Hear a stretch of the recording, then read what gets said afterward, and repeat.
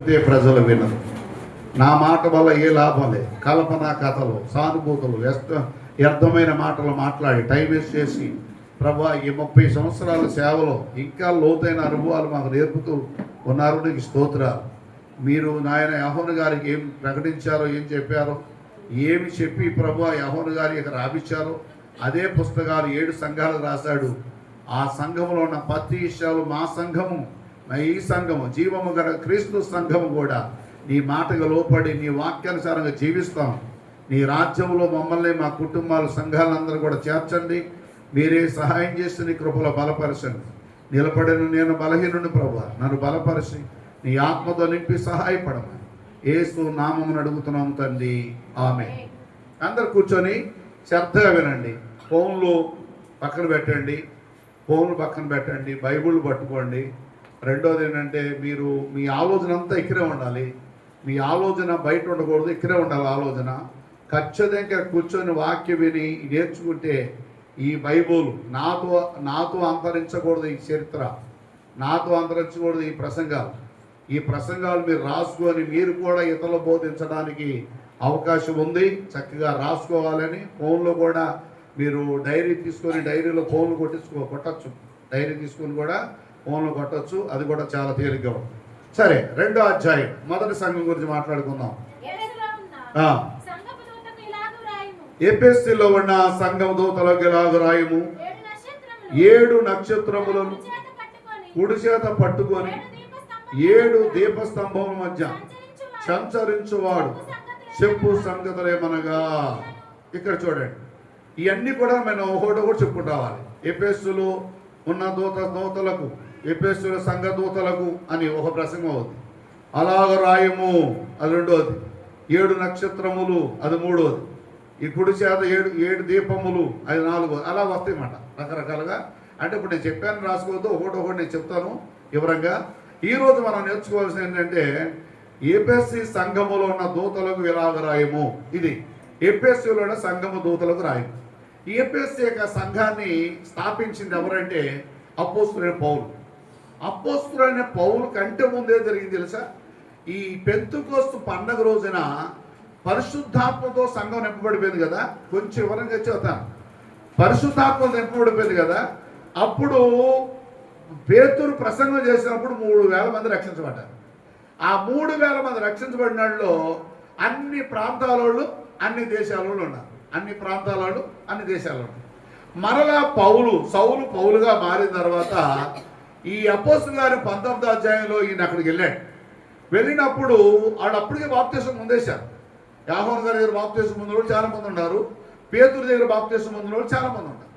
ఇలా బాప్తిసం పొందిన తర్వాత అక్కడ ఎఫెసీ సంఘాన్ని స్థాపించడానికి వెళ్ళాడు. ఎఫెసీ సంఘాన్ని కట్టింది ఎవరంటే కష్టపడి ఆ అపోస్తలుడైన పౌలే సంఘాన్ని కట్టాడు. పౌలు చరిత్ర అయిపోయిన తర్వాత అపోస్తలుడైన యాహోను అంటే యేసు ప్రభు సహోదరుడు యాహోను అక్కడే క్షేమంగా చచ్చిపోయాడు. అపోస్తలు ఎవరో 12 మంది కరెక్ట్గా చనిపోలా, భయంకరంగా చనిపోయారు.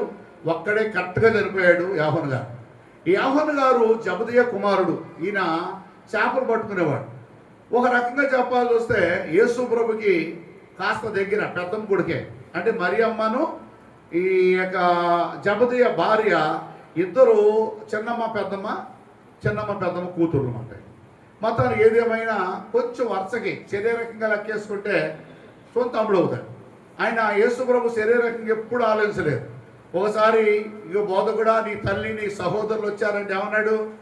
ఎవరు నా తల్లి, ఎవరు నా సహోదరులు, ఎవరైతే నా ఆజ్ఞకు లోపడతారో వారి నా తల్లి సహోదరులు అని చెప్పేశాడు. అయిపోయింది కదా.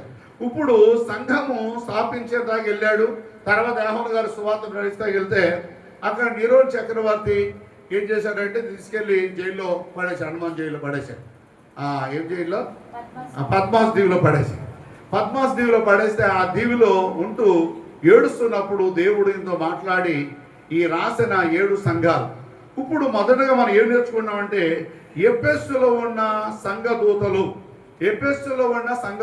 అంటే 7 సంఘానికి ఒక దూత ఉంటాడు. ఎవరో దూత అంటే పాస్టర్ గారు. ఇక్కడ గమనిస్తున్నారా? అక్కడ బోధించేవాడు ఎవరన్నా కానీ అక్కడ బోధించే వ్యక్తి. దీన్ని ఏమన్నారంటే దూత అన్నారు. దూత అంటే అర్థం ఏంటంటే, దూత అంటే దేవదూతలు ఉన్నారు, మనుషులు కూడా ఈ భాషలో దూత అన్నాడు. ఈ దూత అనే మాటని ఇప్పుడు ఎవరెవరిని గమనించాల్సి వస్తే, దేవుడు సంఘములో బాధ్యత కలిగిన నాయకత్వం వహించే వాడిని దూత అన్నాడు. రెండవది, నాయకత్వం వహించిన వారిని, మరి రాసుకోండి, ఎవరు రాసుకుంటే, సంఘములో బాధ్యత గల నాయకత్వం ద్వారా మాట్లాడుతున్న వారిని దూత అని రాశాడు. రెండోది ఏమని రాశాడంటే, ఎవరు దూత అంటే గ్రీకు పదం నుండి వచ్చింది. దూత అనగా సందేశం చెప్పువాడు. దూత అనగా గ్రీకు పదంలో సందేశము చెప్పువాడు. అంటే పౌలు గారు రాసిన రాతే గాని బైబుల్ని ఎవరుగా చెప్పేవాడు దూత అని చెప్పాడు. ఇప్పుడు ఎవరికి రాయమంటున్నాడు? ఇది డైరెక్టర్గా దూతకు రాయి. అప్పుడు దూత ఏం చేస్తాడు? సంఘానికి బోధిస్తాడు. ఇప్పుడు నేను దూత అనుకోండి, మీకు అర్థమయ్యేట్టుగా. ఇప్పుడు ఎవరైనా నాకు పత్రిక పంపిస్తున్నాడు, నాకంటే ఎడ్డున్నాడు, నాకంటే సీనియర్ ఉన్నాడు, ఆయన ఇలాంటి సువార్త ప్రకటించడం పంపించాడు. అప్పుడు బైబుల్ లేదు కదా. అప్పుడు ఈ పత్రిక పంపించాడు. ఈ పత్రికను చదివి మీకు ఏం చేయాలి? ఇప్పుడు వినిపించి ఎడగొట్టకుండా రావాలి. అది దూత. ఈ దూతలకు పంపుము అంటే 7 సంఘాలు, 7 సంఘాల్లో ఉన్న దూతలకు పంపిస్తే 7 సంఘాలకి 7 రకాలుగా, అంటే ఒకే రకంగా లేరు సంఘం అంతా. ఒక్కో సంఘం ఒక రీతిలో ఉన్నారు, ఒక్కో సంఘం ఒక రీతిలో ఉన్నారు. కనుక ఈ పత్రిక ఎఫెసు సంఘానికి పంపించు, ఇది సువర్ణ సంఘానికి పంపించు, పెర్గమ సంఘానికి పంపించు.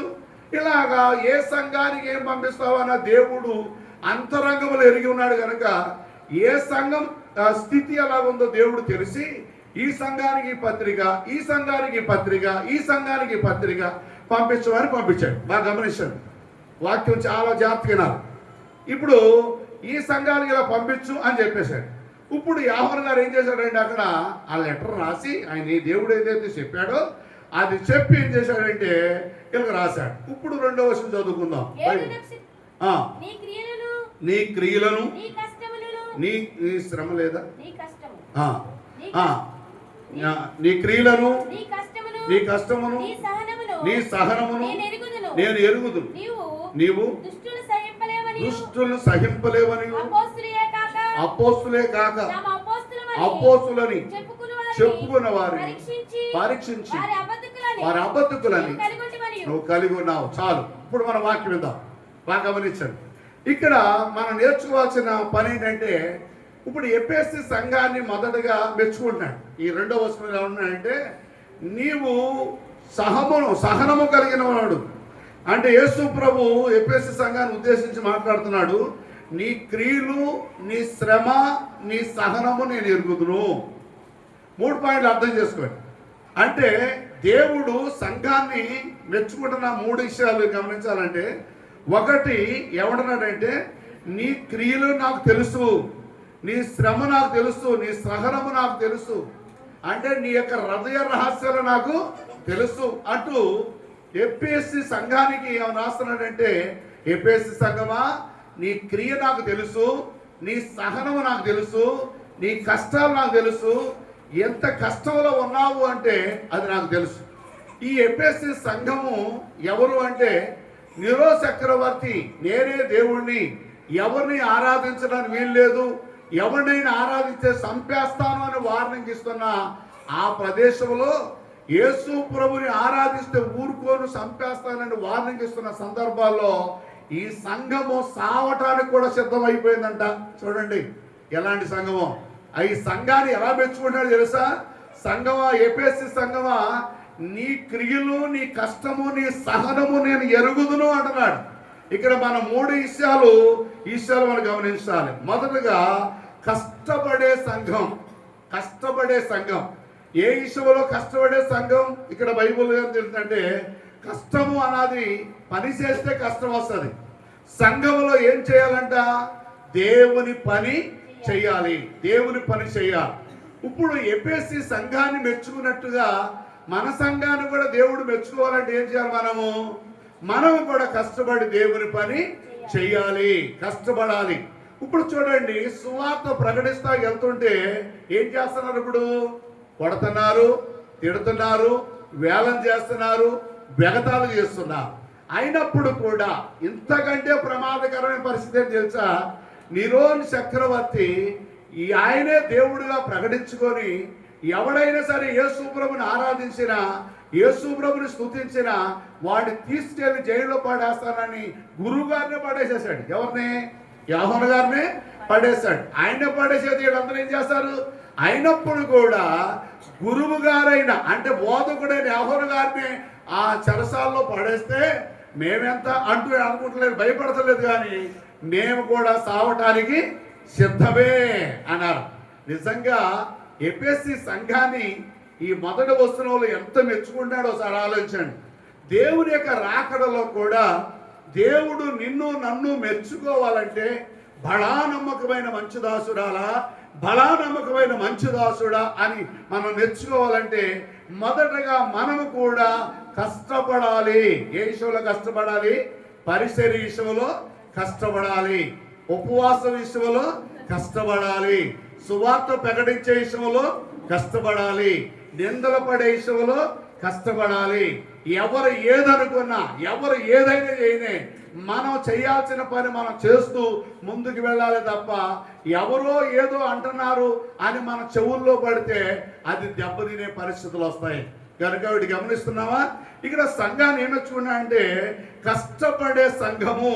కష్టపడే సంఘం అంటే నీ శ్రమలు నీ సహనము నేను ఎరుగుదును అంటూ ఏమంటాయంటే నీ శ్రమ నాకు తెలుసు, నీ కష్టము నాకు తెలుసు, నీ సహనము నేను ఎరుగుదును, నువ్వు కష్టపడే సంఘము. ఇప్పుడు సేవ నాది ఊరికి వచ్చేది కాదు. ఏదో మాయ మాటలు చెప్పి 4 ఉపమానాలు చెప్పి ఏరే సంఘాలు దోసుకుంటూ వేరు, కష్టపడి ఆత్మలు సంపాదించడం వేరు. ఆత్మలు సంపాదించాలంటే ఎంత కష్టపడాలి? వారి ఇంటికి వెళ్ళాలి, వాళ్ళ సువార్త ప్రకటించాలి, వాళ్ళతో తిట్టులు తినాలి, అవమానం పొందాలి, రకరకాలుగా మాట్లాడతారు. నేను కూడా ఈ సంవత్సరంలో సువార్తకి వెళ్ళాలని ఉద్దేశం కలిగి ఉన్నాను. ప్రార్థనలో పెట్టండి, ప్రార్థన చేయండి. ఎన్ని వచ్చినా ఏది వచ్చినా నేను కూడా సువార్తకి వెళ్ళాలని ఉద్దేశం కలిగి ఉన్నాను. సువార్తకి వెళ్ళినప్పుడు ఎవరైనా డబ్బులు ఇచ్చారు, కానుకలు ఇచ్చారు అనుకోండి, ఆ కానుకలు మనం తీసుకుంటే మన సువార్త ఏమైపోద్ది? బలం తగ్గిపోతుంది. అందువల్ల ఎవరి దగ్గర ఏ కానుకలు తీసుకోకుండా మన సొంత ఖర్చు పెట్టుకొని సేవ చేయాలని ఆశ నాకు ఎప్పటి నుంచో ఉంది. నేను వెళుతున్నాను. ఏదేమైనా సరే మీరు కూడా దీంట్లో పాల్పంచుకుంటే సువార్తలో మంచిదని మీకు తెలియజేస్తున్నాను. ఇక్కడ ఏమంటున్నానంటే మానవ జీవితంలో ఏం కలిగి ఉండాలంటే కష్టపడే సంఘం. ఎంత కష్టపడితే మాట చెప్పాడు చెప్పండి దేవుడు సంఘానికి ఏం చెప్పాడంటే నువ్వు కష్టపడే సంఘం. ఎలా కష్టపడ్డారంటే వాళ్ళు సంఘం కట్టే విషయంలో కష్టపడ్డారంట, సువార్త ప్రకటించే విషయంలో కష్టపడ్డారంట, మందిరాలు కట్టే విషయంలో కష్టపడ్డారంట, సంఘాన్ని సమకూర్చే విషయంలో కష్టపడ్డారంట. వాళ్ళు పడిన కష్టం ఎలాంటిదంటే సంఘం మీద తన ధ్యాస తప్ప రెండోదే లేదంట. వాళ్ళు చావటానికి కూడా సిద్ధమైపోయి నైజీరియా ప్రాంతంలో కూడా ఈ మధ్యలో చాలా మందిని చంపేశారు కదా. చంపేసినప్పుడు వాళ్ళందరూ కూడా ఎదురెళ్ళారంట. నేను కూడా క్రైస్తవుడినే, నన్ను కూడా చంపుకో అని ఎదురెళ్ళారంట. కారణం ఏంటి తెలుసా? వాళ్ళని చంపడానికి ఎవరైనా క్రైస్తవులు చంపేస్తామంటే నేను కూడా క్రైస్తవుడినే, చంపుకో అన్నారంట. మనం అనగలుగుతామా? ఏ వాక్యానికి వాళ్ళు రుజువు చేసుకున్నారు? శరీరమును చంపువాడు కోసం భయపడక ఆత్మను శరీరమును చంపువాడు కోసం భయపడండి అన్నారు. ఇప్పుడు ఎవరు భయపడ్డారు? వాళ్ళు శరీరము చంపువాడు కోసం భయపడలేదు, కానీ ఆత్మను శరీరమును చంపువాడు కోసం భయపడ్డారు. ప్రియమైన దేవుని పిల్లలారా, ఇక్కడ యేసు ప్రభు 12 మంది శిష్యులు ఏర్పాటు చేసుకున్న తర్వాత 12 మంది 12 ప్రాంతాలకు వెళ్ళిపోయారు. 12 ప్రాంతాల సువార్త ప్రకటించారు. వాళ్ళని సువార్తకు ఇచ్చారు అనుకుంటున్నారా? నిందలు పడ్డారు, అవమానాలు పొందారు, తిండి లేక తిప్పలు లేక తినటానికి ఉండటానికి నివాసం లేక ఇబ్బందులు పడిపోయారు. మన భారతదేశానికి తోమా వచ్చాడు. తోమా వచ్చి సువార్త ప్రకటిస్తే మొదటగా బ్రాహ్మణ కుటుంబాలు రక్షించబడ్డాయి. తర్వాత తోమా నాడు మన కులాలు లేవు, ఇక్కడ అందరూ ఒకటేనన్నగాడ చాలా మంది అతను పట్టుకొని చంపడానికి ప్రయత్నం చేశారు. అప్పుడు మారుమూలలోకి వెళ్ళిపోయి సువార్త ప్రకటించి అక్కడక్కడ చిన్న లేని కుటుంబాలకు వెళ్ళిపోయి సువార్త ప్రకటించాడు. తర్వాత మద్రాసులోనే అతను పట్టుకొని చంపేశారు. అతను ప్రార్థన చేస్తూ ఉండగా ఎనపీటికి వెళ్ళి పొడిచి చంపేశారు. కారణం ఏంటి అంటే దేవుని సువార్త నిమిత్తం ఆత్మను రక్షించే విషయంలో శ్రమను ముగించి ప్రాణాలు అర్పించి ప్రాణత్యాగం చేశారే తప్ప ఎవరో సుఖపడి మంచాల మీద పడుకొని హాయిగా సుఖపడిన వాడు ఎవరు లేరు. ఈనాడు సంఘాలు సేవకులు ఎలా ఉన్నాయి అంటే, సేవలు సంఘాలే కానీ పాస్టర్లే కానీ విశ్వాసులే కానీ సుఖం. ఎవరు డబ్బులు ఇస్తారు, ఎక్కడికి వెళ్తే డబ్బులు వస్తాయి, ఎక్కడికి వెళ్తే పరిస్థితి బాగుంటుంది, మేము సువార్త ఎందుకు ప్రకటించాలి, మాకు తింటాకి ఉంటాయి అన్నీ ఉన్నాయి కదా, మాకేం బాధ అనుకుంటున్నారు. మనం ఏం కలిగి ఉండాలంటే, దేవుని యొక్క రాజ్యములోనికి మనం వెళ్ళాలి అంటే, పరలోక రాజ్యానికి వారసులం కావాలంటే సావటానికైనా సిద్ధమైపోయే సేవ చేయాలి. ఇక్కడ ఎఫెసీ సంఘానికి 3 విషయాలు ఈరోజు చెబుతాను. ఒకటేంటి తెలుసా, నీ కష్టము నేను పెరుగుదును. నువ్వు ఎంత కష్టపడ్డావో నా కోసం, ఎన్ని శ్రమలు అనుభవించావో, ఎన్ని ఈదులు తిరిగావో, ఎన్ని ప్రాంతాలకు వెళ్ళావో, ఎంతమందితో నిందలు అనుభవించావో, ఎంతమంది నిన్ను తిట్టారో, ఎంతమంది నిన్ను కొట్టారో, ఎంతమంది నిన్ను వేల చేశారో, ఎంతమంది మీద ఉమ్ము వేశారో, అది నాకు తెలుసు. నీ కష్టం నాకు తెలుసు. ఎఫెసీ సంఘాన్ని దేవుడు మెచ్చుకుంటున్నాడు. ఏం తెలుసా, మొదటి విషయంలో నీ కష్టము నాకు తెలుసు, నీ కష్టం నాకు తెలుసు అంటున్నాడు. ప్రేమని దేవుని పిల్లలారా, దేవుడు మనల్ని ఎన్నుకున్నాడు, ఈ లోకముల నుండి వేరు చేశాడు. మనము కూడా మనమేలాగా ఉంటాం కాదు కానీ, నువ్వు రక్షించబడి ఉంటాం కాదు, ఈ కుటుంబాన్ని తింటాం ఉంటాం కాదు కానీ, నువ్వు కూడా కొన్ని ఆత్మలు సంపాదించి నిందలు అనుభవించి కష్టాలు పడి సువార్తను ప్రకటిస్తే దేవుడు ఎఫెసీ సంఘాన్ని మెచ్చుకున్నట్టుగా ఈ జీవము గల క్రీస్తు సంఘాన్ని కూడా మెచ్చుకునే రోజు రాబోతుంది. దేవునికి స్తోత్రం. ఇక్కడ గమనించాల్సింది, చార్లెస్ చెట్ అనే వ్యక్తి మంచి క్రికెట్ ఆటగాడట. బాగా గమనించండి, చార్లెస్ చెట్ ఇతను చాలా క్రికెట్ ఆటగాడు, మంచి ఆటగాడు మాట. ఇతను బాగా ఆడతాడని ఏం చేశారంటే, ఆ పందాలు బాగా కట్టేశారు. ఈయన బయటికి వెళ్తున్నాడు, ఆటకు వెళ్తున్నాడు. ఈ మధ్యలో నా బోటి పాస్టర్ గారు ఎదురొచ్చాడు. బాయ్ చాలా వచ్చాడు, ఎక్కడికి వెళ్తున్నావు అని అడిగాడంట. బాగా వినండి, ఎక్కడికి వెళ్తున్నావు అంటే, ఏం లేదండి క్రికెట్ ఆటకు వెళ్తున్నాను. క్రికెట్ నా మీద ఎంతమందో వేల మంది లక్షల మంది ఆశ కలిగి ఉన్నారు, పందాలు కట్టుకున్నారు. నేను వెళుతున్నాను, నేను క్రికెట్ ఆడాలి. ఇప్పుడు ఆడితేనే నా మీద ఎంతమందో ఆధారపడి ఉన్నారు, నేను వెళ్ళి క్రికెట్ ఆడాలంటే నువ్వు రక్షించబడ్డావా అన్నాడంట పాస్టర్ గారు. నువ్వు రక్షించబడ్డావా అంటే, మా అమ్మ రక్షించబడింది, చర్చికి వెళ్తుందండి, మా అమ్మ రక్షించబడింది అని చెప్పాడంట. మేము రక్షించబడతాం కాదురా, నువ్వు రక్షించబడ్డావా అంటే, మా నాన్న రక్షించబడ్డాడు, చర్చికి వెళ్తాడని చెప్పాడంట. మీ అమ్మ రక్షించబడిందా, మీ నాన్న రక్షించబడ్డాడా కాదు, నువ్వు రక్షించబడ్డావా అని అన్నాడంట. లేదండి, నేను ఏదైనా మాట్లాడాల్సి వస్తే తర్వాత వచ్చి మాట్లాడతాను, నేను ప్రస్తుతానికి వెళ్ళిపోయి నేను క్రికెట్ ఆడాలి. బోడు మంది జనాభా ప్రేక్షకులు ఉన్నారు, నేనంటే సపోర్ట్ కొట్టేవాళ్ళు వేల మంది ఉన్నారు. నేను చాలా గౌరవంగా ఉన్నాను, చాలా మంది సపోర్ట్ కొడతారు. ఈ ఆటగారు నేను ఆడే లెక్కలైతే కొంత డబ్బు నాకు కూడా వస్తుంది అని నువ్వేం ఆటకు మర్చిపోగా పాస్టర్ గారు అని చెప్పాడంట.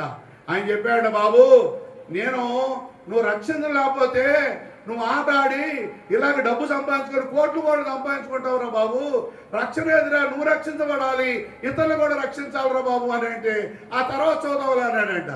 పాస్టర్ గారు చిన్న ప్రార్థన చేశాడంట, ప్రభువా ఈ వ్యక్తి నిజమే మంచి ఆటగాడు, ఈ వ్యక్తి బాగా క్రికెట్ ఆడతాడు, ఇతను కోట్ల కోట్ల డబ్బు సంపాదిస్తాడు, ప్రేక్షకులు కూడా కొన్ని కోట్ల మంది దీని మీద ఉన్నారు, ఆధారపడి ఉన్నారు. కానీ ఈ వ్యక్తి రక్షించబడితే, ఈ వ్యక్తి గాన రక్షణ లేకుండా చనిపోతే, ఈ వ్యక్తి నరకానికి వెళ్ళిపోతే పరిస్థితి ఏంటి ప్రభువా, ఈ వ్యక్తిని రక్షించవా అని ప్రార్థన చేశాడంట. ప్రార్థన చేయగానే సరే ప్రార్థన చేసాక వచ్చిందా మాట్లాడదాం వెళ్తే, క్రికెట్ బాల్ ఇటు వెళ్తుంటే అటు వెళ్తుందంట, ఇటు వెళ్తుందంట. ప్రజలు కేకలేశారంట, రే చార్లెస్ చెట్ ఏంటి మా పంపులు ముంచేటట్టుకున్నావు నువ్వు, మేము లక్షలు కోట్ల రూపాయలు కట్టేసేసావు నీ మీద ఆధారపడి, మంచి ఆటగాడు అంటే. ఆయన అన్నాడంట, ఏమో నాకు అర్థం కాలేదు, పాస్ ఎదురొచ్చాడు నాకు. ఈ రక్షించబడ్డావా అన్నాడు. రక్షించబడ్డా, మా అమ్మ రక్షించబడింది, మా నాన్న రక్షించబడ్డాడని చెప్పాను. నువ్వు రక్షించబడ్డావా అన్నాడు. నేను రక్షించబడలేదు, తర్వాత రక్షించబడతానని చెప్పాను. ప్రార్థన చేశాను, ఆ ప్రార్థన చేశాడంతే, ఇది ఇట్టేళ్తుంది అయిపోయింది, నాకు కబ్బ పొలిగిపోయింది అని అందరూ చప్పట కొట్టాల్సింది పోయి కర్రలు రాళ్ళు ఇచ్చుకొని, చార్లెస్ చెట్ చంపేస్తాను సరిగా ఆడపోతే, చాలా డబ్బు పెట్టేశామని అంటుంటే వాళ్ళు అంటున్నారంట, ఇదిగో ఈ రోజు దేవుడు నన్ను దర్శించాడు, నేను డబ్బులు, ఈ యొక్క గౌరవాలు, ఈ సప్పట్ల వాసు ఇంతకాలం నేను చూశాను. ఇక్కడ నేను ప్రభువే నాకు కావాలి, ఈ లోకంలో నాకు ఏది అక్కర్లేదని అది అక్కడ పడేసేసి వచ్చేసాడంట, రక్షించబడ్డాడంట. దేవునికి స్తోత్రం. వీళ్ళని గమనిస్తున్నారా? దేవుని యాండ్వర్లో నువ్వు ఉండే లెక్కలైతే నీ ఆటలో సాగవు. ఒకటి గమనించా, దేవుడు నీకు కావాలి, దేవుడికి నువ్వు కావాలి.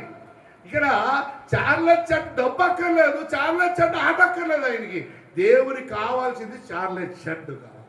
అక్కడ వెంటనే వెళ్ళి మారుమర్చిపోయింది బాప్తిసం పొందిన ఆ వెంటనే చార్లెట్ చెట్టు 20 లక్షల జనాభాని మార్చాడంటండి. దేవునికి స్తోత్రం. హల్లెలూయా. ఒకవేళ ఆ వ్యక్తి అలాగే ఉండే లెక్కలైతే, ఆ వ్యక్తి అలాగే ఉండిపోయి కోట్లు సంపాదించుకునే లెక్కలైతే రక్షించబడేవాడు కాదు, జనాభాని రక్షించేవాడు కాదు. ఈ రోజున నీవు నేను దేవుడు ఎన్నుకున్నాడు మనల్ని, దేవుడు మనల్ని ఏర్పాటు చేసుకున్నాడు. దేవుడు కావాల్సిన డబ్బు కాదు, దేవుడు కావాల్సిన అందం కాదు, దేవుడు కావాల్సిన నువ్వు కాదు, నీవు కావాలి, నీ ఆత్మ కావాలి. దేవునికి నువ్వు దేవుని బిడ్డగా మారిపోవాలి. దేవుడు నిన్ను ప్రేమిస్తున్నాడు, దేవుడు నిన్ను పిలుస్తున్నాడు, దేవుడి చేతిలో నమ్మని పిలుస్తున్నాడు. సమస్తాన్ని వదులుకొని ప్రభు చేతులకు వస్తే ప్రభువే నేను గొప్పగా వాడుకుంటాడు. దేవునికి స్తోత్రం. ప్రభువే నిన్ను ఆశీర్వదిస్తాడు. ఇక్కడ బైబిల్ తెలియజేస్తా ఉంది. బైబిల్ గ్రంథంలో మనం గమనించాల్సి వస్తే ఈ ఎఫెసీ సంఘము గొప్పగా మొదటి విషయంలో దేవుడు మెచ్చుకుంటే తెలుసా, నీ కష్టము నేను ఎరుగుదును, నీ కష్టము నేను ఎరుగుదును, నీ శ్రమ నీ సహనం నేను ఎరుగుదును. నువ్వు కష్టపడి పరిచర్య చేశావు, కష్టపడి ఆత్మలు సంపాదించావు, కష్టపడి ఎండనగా వాననగా స్వాతంత్రం నడిచావు, కష్టపడి దెబ్బలు తిన్న అవమానాలు పొందావు, అనేక ఆత్మలు సంపాదించావు. బడా నమ్మకమైన మంచి దాసురాలా, బడా నమ్మకమైన మంచి దాసుడా అనే రోజు రావాలి అంటే ఎప్పుడు వస్తుంది? ఇది ఈ రోజు ఎప్పుడు వస్తుంది అంటే ఈ లోకాన్ని విడిచిపెట్టిన రోజున, ఒక్క రోజున ప్రభు దగ్గరికి బహుమతులు పొందుతాం, పరలోక రాజ్యంలో ఆయనతో కలిసి బ్రతుకుతాం, ఆయనతో జీవిస్తాం. ప్రభువు నిన్ను నన్ను ప్రేమిస్తున్నాడు. ఏం తెలుసా, దేవుడు నిన్ను నన్ను ప్రేమిస్తున్నాడు. దేవునికి స్తోత్రం. దేవుడికి కావాల్సింది మనం. దేవుడు గాని ఎన్నుకున్నాడు అంటే, నేను చాలాసార్లు వ్యాపార విషయంలో వస్తే నేను చాలాసార్లు ట్రై చేశా, చాలా డబ్బు సంపాదించేవాడిని. ఎంత సంపాదించే అంత నష్టం వచ్చింది. ఇవాళ ఈ నెల 1,00,000 రూపాయలు సంపాదించే 2 లక్షలు అప్పు కనపడే ఏంటి ఇలా అయిపోతుంది అని చాలాసార్లు నేను బాధపడి ప్రభుని అడిగితే యేసు ప్రభు ఒక మాట చెప్పాడు, నీవు నా మాట వినే వరకు నీ దరిద్రం అలాగే ఉంటుందని చెప్పాడు. నీ సమస్యలు అలాగే ఉంటాయి, ఇప్పుడైనా నా మాట వింటే నీ స్థితిగతులు మారుస్తానన్నాడు. దేవుడు నా స్థితిగతులు మార్చాడు, నా పరిస్థితులు మార్చాడు. కారణం ఏంటి తెలుసా, దేవుడికి కావాల్సింది ధనము వైభాగము ఆ ఐశ్వర్యము కాదు, కానీ దేవునికి కావాల్సింది నువ్వు నేను. ఎప్పుడైతే మనం దేవుని బిడ్డలుగా మారుతామో, సువార్త ప్రకటిస్తామో కష్టపడి, ఆ రోజున దేవుడు నిన్ను ఏ స్థితిలో పైకి లేపాలో, ఏ స్థితిలో నిన్ను ఆశీర్వదించాలో, నిన్ను ఎంత గొప్పవాడిగా చేయాలో, నిన్ను ఏ అంతస్తు ఎక్కించాలో దేవుడికి భూమి మీద నిన్ను దీవించే వరకు వదిలిపెట్టాడు ఆయన. దేవునికి స్తోత్రం. దేవుని చేతిలోకి వస్తే, దేవుని బిడ్డగా ఉంటే, దేవుని స్వార్థ ప్రకటిస్తే, ఆత్మల వరకు భారం కలిగి ఉంటే, నువ్వు నిజమైన క్రైస్తవుడిగా మారిపోతే దేవుడు నిన్ను నీకున్న స్థితి, ఇప్పుడున్న స్థితి కంటే గొప్ప స్థితిలో దేవుడు నిలబెట్టగలుగుతాడు. ఎందుకు తెలుసా, దేవుడు దీవించేవాడే కానీ పతనం చేసేవాడు కాదు. అవునా? ఇప్పుడు మన పిల్లలు ఉన్నారనుకోండి, పిల్లలకి ఎంత ఇస్తాం మనం? ఒక 20, ఒక 50, 100. ఆ చేతిలో 1,00,000 రూపాయలు పెడతామా? ఏం చేసుకున్నాడు? ఏం తెలుస్తుంది? అందువల్ల దేవుడు ఏం చేస్తాడంటే మనం పిల్లలుగానే చూస్తాడు. మనము ఏ స్థితిలో పెట్టుకుంటే, ఏ స్థితిలో ఉంచితే ఆయనకి ఇష్టమో అదే స్థితిలో ఉంచుతాడు. ఎందుకంటే మన మీద ఆయన కోపం కాదు. వీటి అర్థం చేసుకోండి, మన మీద ఆయన కోపం కాదు, మన మీద ఉన్న ప్రేమ లాంటిది. నన్ను కరెంట్ చాక్తాలు ఇచ్చావు, ఎంత దెబ్బ పెద్ద దెబ్బ కొట్టావు ఏంటి ప్రభు అంటే, నువ్వు ఈ మాట వినాలంటే నువ్వు ఈ పని చేయాలన్నాడు అంతే. కరెంటు షాక్ తగిలిస్తేనే తప్ప నేను దేవుని మాట ఏంటానికి ముందుకు రాలేదు. ఎందుకంటే సామాన్యంగా దేవుడు నా మీద విరోధంగా, నా మీద కక్ష చూపించాడు ఆయన, నా మీద ప్రేమను చూపించాడు ఆయన. అందువల్లే దేవుడు దెబ్బ కొట్టి బుద్ధి చెప్పాడు. తనకి ఇష్టమైన కుమారులు ఏం చేస్తాడంట? దెబ్బ కొట్టి బుద్ధి చెబుతాడు. దెబ్బ కొడుతున్నాడంటే నీ మీద పగ కాదు, నీ మీద ఉన్న ప్రేమ. దేవునికి స్తోత్రం. బాగా గమనించాలి. దేవుడు నీ మీద ప్రేమిస్తున్నాడు, అది మాత్రం గుర్తు చేసుకో. రెండో విషయం గమనిద్దాం. ఇక్కడ అసత్య బోధలను సహించని సంఘం. రెండోది అసత్య బోధలను సహించలేని సంఘం. బోధ గమనించే సంఘం అయి ఉండాలి. ఎఫెసీ సంఘమా, నువ్వు అసత్య బోధలను సహించేవాడు కాదు. ఈనాడు అనేక మంది బోధలు అసత్య బోధలు వచ్చేసింది. సత్య బోధలు వదిలిపెట్టి ఏం చేశారు? ఇప్పుడు అసత్య బోధలు, లేనిపోయిన బోధలు. మనుషులు లేనప్పుడు, పాస్టర్ గారు లేనప్పుడు ఇళ్ళకి వచ్చేసి ఏం చేస్తారంటే ఇది ఇలా కాదు, అలా కాదు, అయితేనొచ్చు అయితేనొచ్చు అని రకరకాలుగా బోధించి మిమ్మల్ని సానుభూతి చేసేవాళ్ళు చాలా మంది ఉంటారు. అసత్య బోధలు. బైబిల్లో ఎలాగుందో అలాగే చెప్పుకోకుండా బైబిల్లో లేని దాని గురించి పర్వాలేదులే, దావీదు తప్పు చేస్తే దేవుడు క్షమించలేదా, సొలొమోను తప్పు చేస్తే దేవుడు క్షమించలేదా, అబ్షాలోము తప్పు చేస్తే క్షమించలేదా, ఇలా క్షమించాడు, నువ్వు తప్పు చేసేలా క్షమిస్తాడు అనే మాట అది అబద్ధ బోధ. ఇది అబద్ధ బోధకుల్ని సహించలేని సంఘం అంట ఎఫెసీ సంఘం. ఎందుకు తెలుసా? వాళ్ళు చేశారు కనుక మనం భయపడుతుంది. ఈ రోజున వాళ్ళు చేయకపోతే మనకు అర్థమయ్యేది కాదు. కనుక వాళ్ళు చేసి ఎన్నో శ్రమలు అనుభవించారు. దావీదు తప్పు చేస్తే దేవుడు ఊరుకున్నాడా? ఎన్ని శ్రమలు పిల్లల చేతి ముందు, కళ్ళ ముందు ఎంతమంది అర్థమైపోయారు. అలాంటి పరిస్థితి. ఇక్కడ ఏం గమనించాలి తెలుసా? ఈ సంఘానికి రెండో గిఫ్ట్ ఏంటి తెలుసా?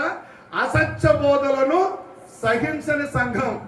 అంటే ఎవరు పడితే వాళ్ళు బోధిస్తే నీ బోధన అక్కర్లేదు, వెళ్ళిపోండి అని చెప్పాలి. యేసుక్రీస్తు దేవుడు కాదు అంటే వెళ్ళిపోమని చెప్పాలి. యేసుక్రీస్తు శరీరధారిగా రాలేదు అంటే నువ్వు వెళ్ళిపోమని చెప్పాలి.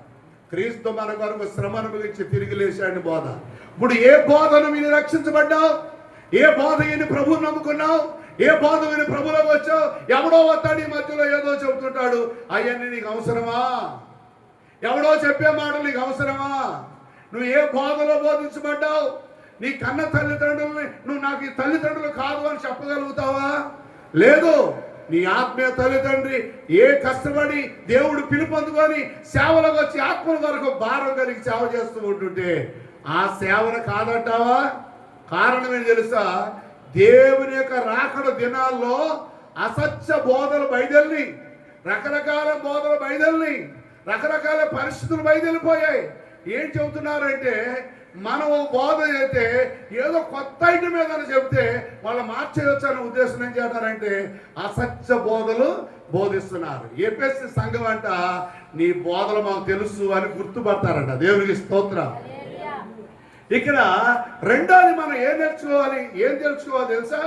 ఎఫెసీ సంఘాన్ని దేవుడు మెచ్చుకునేది రెండోది ఏం తెలుసా? అసత్య బోధలు, అబద్ధ బోధకులు వస్తే సహించేవాడు కాదంట. ఎలాగో నాకు తెలుసు కానీ మీ బోధ అని. అందుకే తెలుసా ఎఫెసీ సంఘానికి ఆత్మ కలిగిన సంఘం. అది ఆత్మ కలిగిన సంఘం కనుక ఆ సంఘము ఎవరు ఆత్మీయులో, ఎవరు ఆత్మీయ కాని వారో, ఎవరు మంచోళ్ళో, ఎవరు చెడ్డోళ్ళో అంతా తెలిసిన వాళ్ళు. ఎవరు మంచోళ్ళో, ఎవరు చెడ్డోళ్ళో మొత్తం తెలుసు వాళ్ళకి. కారణం ఏంటి తెలుసా? కనిపెట్టాలి. నీకు బోధించేవాడు, నీకు చెప్పేవాడు మంచివాడా కాదా తెలుసుకోవాలి.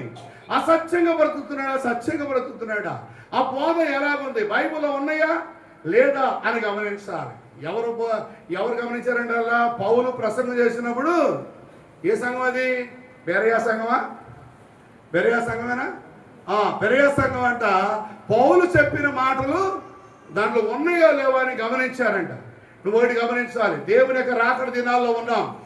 అబద్ధ బోధకులు ఎలా వస్తారంటే వాళ్ళు గొర్రె చర్మాలు కప్పుకొని వస్తారు. వాళ్ళు పైకి మాత్రం గొప్ప పాస్టర్లా కనిపిస్తారు, నీతిమంతులా కనిపిస్తారు. వాళ్ళ లోపల భయంకరమైన తోడేళ్ళు. ఆ తోడేళ్ళు నీ ఇంటికి వస్తే యేసు ప్రభు చెప్పాడు, తోడేళ్ళు అంట చీల్చివేస్తాయి, కుటుంబాలు నాశనం చేస్తాయి, కుటుంబాలను పతనం చేస్తాయి. ఇలాంటి తోడేళ్ళు గొర్రె చర్మాలు కప్పుకొని ఇళ్ళకొచ్చి లేనిపోయిన బోధ బోధిస్తారు. ఆ బోధ మీరు నమ్మటానికి వీలు లేదు. నువ్వేం కలిగి ఉండాలి? దేవుని ఆత్మ నీలో ఉండాలి. కొన్ని సంఘాలు ఉన్నాయి, పరిశుద్ధాత్మ లేదని చెప్పే సంఘాలు కొన్ని ఉన్నాయి. రెండోది ఏం తెలుసా? జ్ఞాపకార్థ కూటం పెట్టొద్దు అని చెప్పే సంఘాలు కొన్ని ఉన్నాయి. ఇంకా చెప్పాల్సి వస్తే చాలా రకరకాలు ఉన్నాయి, రకరకాల బోధలు ఉన్నాయి. ఈ బోధలన్నీ మనకు అనవసరం. క్రిస్మస్ చేయకూడదు అని చెప్పే సంఘాలు ఉన్నాయి. క్రిస్మస్ రోజున ఆరాధన చేయరంట. హిందువులు ఏం చేస్తున్నారు? ఇప్పుడు క్రిస్మస్ రాగానే ఇది క్రైస్తవు లేక పండగ అని హిందువులు అంటుంటే, కొంతమంది క్రైస్తవులు క్రిస్మస్ చేయకూడదు, పొరపాటు అంట, పాపం అంట. అంటే క్రీస్తుని ఆరాధించడం పాపమా? క్రీస్తుని స్తుతించడం పాపమా? ఆ పరిశుద్ధుడు పుట్టాడు కనుక మనం పాపం నుండి విడుదల పొందాం కనుక ఆ పరిశుద్ధుని ఆరాధించడం పాపమా? గంతులు వేస్తున్నావా, సింధులు వేస్తున్నావా, మందు పడుతున్నావా, ఇష్టాంతరం రోడ్ల నుండి గంతులు వేస్తున్నావా, సింధులు వేస్తున్నావా? మనం దేవుని మందిరంలో ఆరాధన చేస్తున్నాం. దేవుని ఆరాధించేప్పుడు ఆ రోజు ఈ రోజు అని లేదు, ప్రతిరోజు కూడా దేవుణ్ణి ఆరాధించవచ్చు. ఎఫెసీ సంఘములో రెండో గొప్పదనం ఏంటి తెలుసా? మొదటిది ఏంటంట, కష్టపడి పరిచర్య చేసే సంఘం. రెండోది అబద్ధ బోధకులను సహింపని సంఘం. గమనించాలి, అబద్ధ బోధకులు అయ్యో ఒరిజినల్ బోధ ఏదో గమనించాలి. అబద్ధ సేవకులు ఎవరు, ఒరిజినల్ ఎవరు గమనించాలి. డూప్లికేట్ బంగారం కొనేటప్పుడు ఏం చేస్తావు నువ్వు? అది ఒరిజినల్ కాదని గమనిస్తావా లేదా? అలాగే కూరగాయలు కొన్నప్పుడు, అది బట్టలు కొన్నప్పుడు, ఏది కొన్నాడో మంచిగా కాదో గమనిస్తావు. కానీ బోధ బోధించేటప్పుడు అది ఒరిజినల్ కాదో కూడా తెలుసుకోవాలి. ఒరిజినల్ బోధ ఎలా ఉంటుంది తెలుసా? ఒరిజినల్ బోధ నెంబర్ 1 ఎలా ఉంటుందంటే, మనిషిని ఎప్పుడు కదలేస్తూనే ఉంటుంది, కరిగిస్తూ ఉంటుంది, బండ హృదయాన్ని మొండ హృదయాన్ని కరిగిస్తుంటుంది, బాధగా ఉంటుంది ఈ ప్రసంగం. కానీ ఓ డూప్లికేట్ బోధ ఎలా ఉంటుంది తెలుసా? చక్కగా ఉపమానాలు చెప్పేసి నవ్విచ్చేసి పంపించేవచ్చు. ఉపమానం చెప్పి నవ్విస్తే ఆత్మలు నశించిపోతాయి. కనుక బైబిల్ తెలియజేస్తా ఉంది తెలుసా? అబద్ధ బోధకులు ఎవరు, నీతి గల బోధకులు ఎవరు గమనించాలి.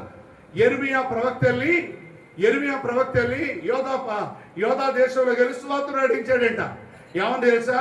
బాబు, మీరు నామకార్థంగా జీవిస్తున్నారు, దేవుని సంపూర్ణంగా ఆరాధించడం లేదు, ఇళ్లలో కొంత విగ్రహాలు పెట్టుకున్నారు, చేయరాని పొరపాట్లు చేస్తున్నారు, చేయరాని పాపాలు చేస్తున్నారు, నామకార్థ జీవితంలో జీవిస్తున్నారు, ఇది క్రైస్తత్వానికి తగింది కాదు అని యెరెమీయా ప్రకటన చేస్తే, అక్కడ అనేక మంది అబద్ధ ప్రవక్తలు ఏం చేశారంట?